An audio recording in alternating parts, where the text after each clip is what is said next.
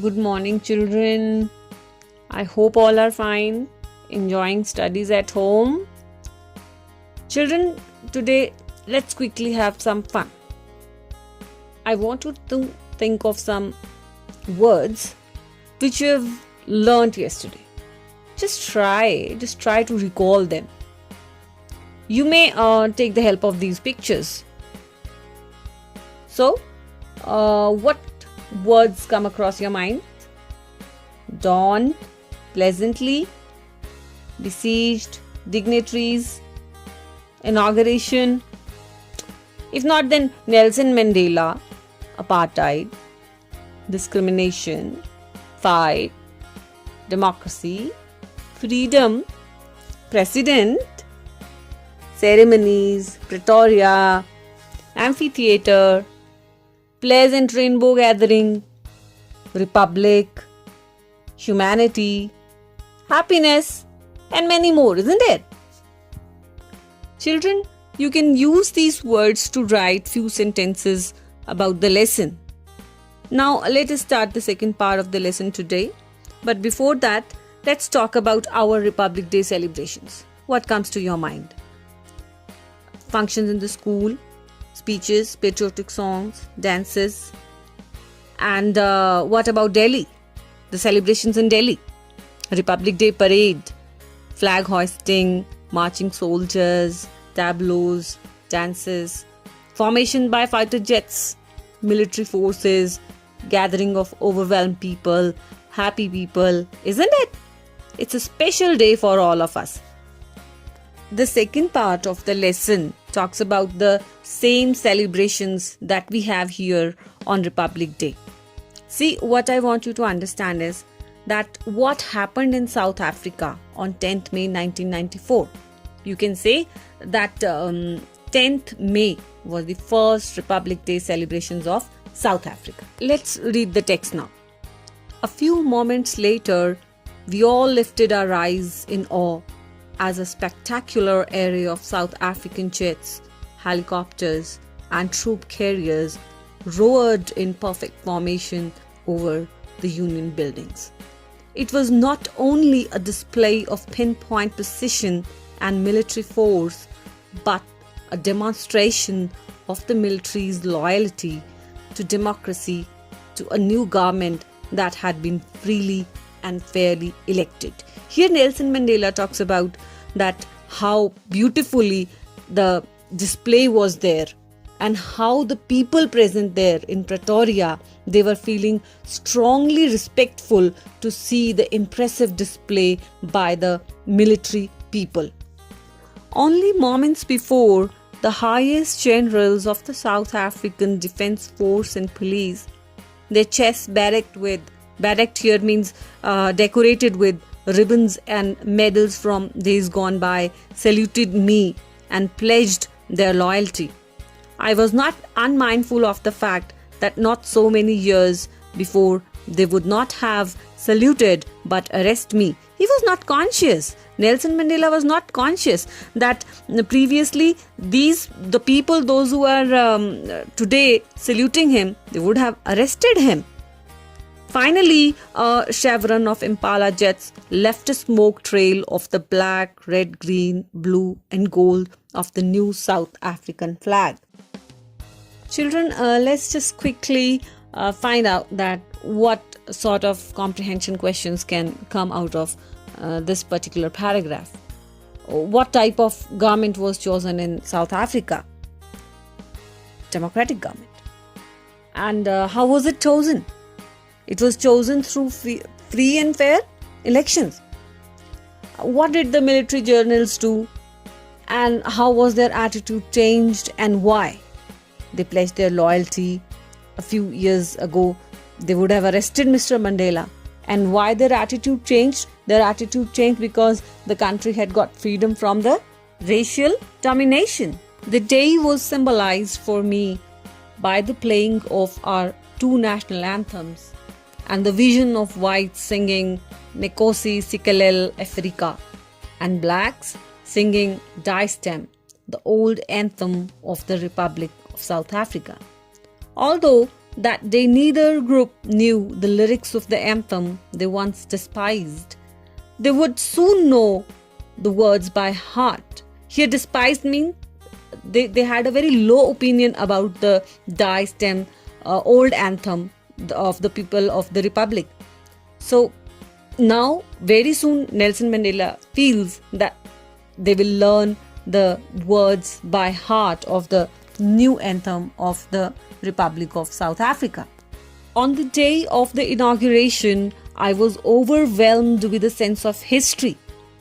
In the first decade of the 20th century, a few years after the bitter Anglo-Boer War and before my own birth, the white-skinned peoples of South Africa. Here, children, it's written white-skinned peoples of South Africa. So please don't just think that peoples is the plural of the word people.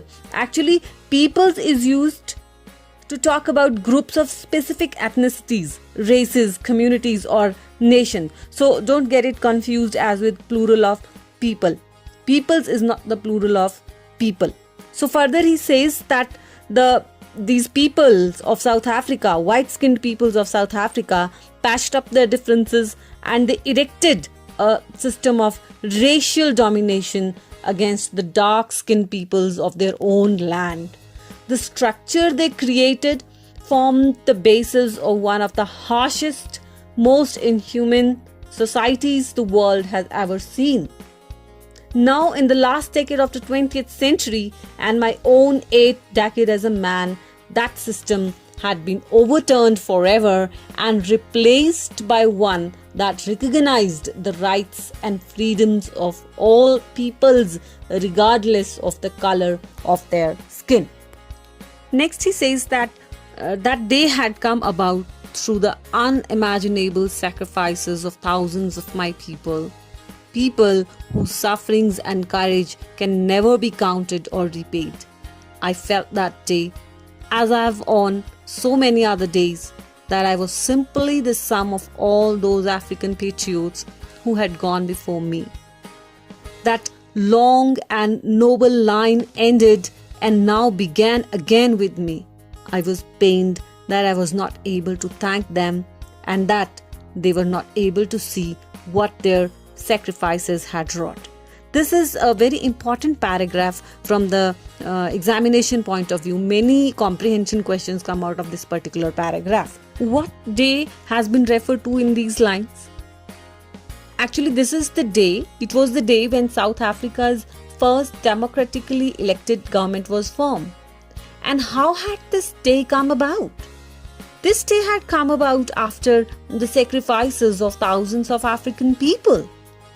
And why does Mr. Nelson Mandela, what does he call himself? And why? He calls himself as the sum of all those African patriots who had gone before him. It was those people who had started the struggle, and the writer had only carried it forward. And it also pains him. And what is it that pains the writer? It pains him that those African patriots who had sacrificed their lives for the cause of the freedom were not there to see what a great change their sacrifices had brought about. The policy of apartheid created a deep and lasting wound in my country and my people. All of us will spend many years, if not generations, recovering from that profound hurt.